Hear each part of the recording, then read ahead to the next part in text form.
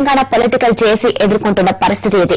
Parakala bypoll బరిలోకి TRS బీజేపీలో సై అంటూ కాలు దివ్వడం జేఏసీని కష్టాల్లోకి నెట్టింది.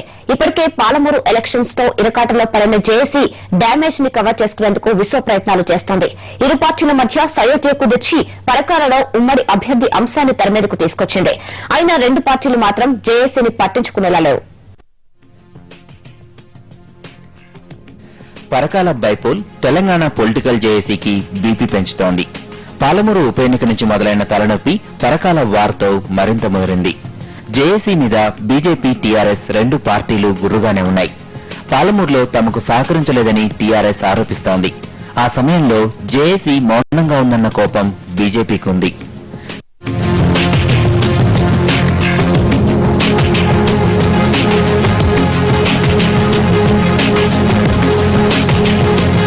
ఇలా రెండు పార్టీలు జేఏసీని పక్కన పెడుతున్నాయి.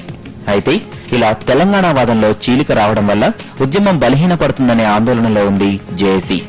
మరో 2 రోజుల్లో జరగబోయే స్టీరింగ్ కమిటీ సమావేశంలోగా రెండు పార్టీలను బుజ్జగించడానికి తీవ్రంగా కృషి చేస్తున్నారు జేఏసీ కన్వీనర్ కోదండరాం.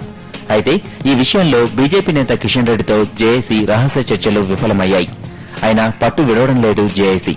ముగ్గురుతో కూడిన ప్రతినిధి బృందం టీఆర్ఎస్ అధినేత కేసీఆర్ ను కలవాలని నిర్ణయించింది.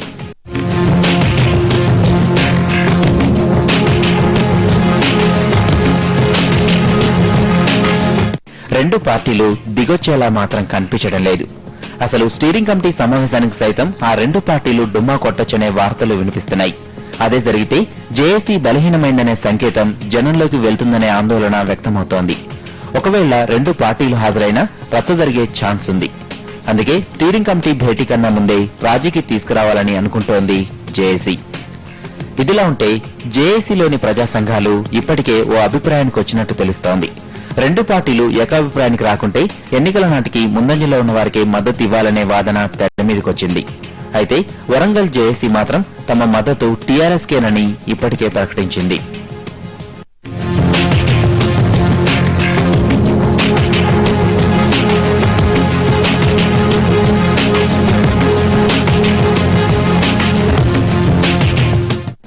మరోవైపు స్టీరింగ్ కమిటీలో ఇతర అంశాలపైన చర్చించాలని అనుకుంటోంది జేఏసీ.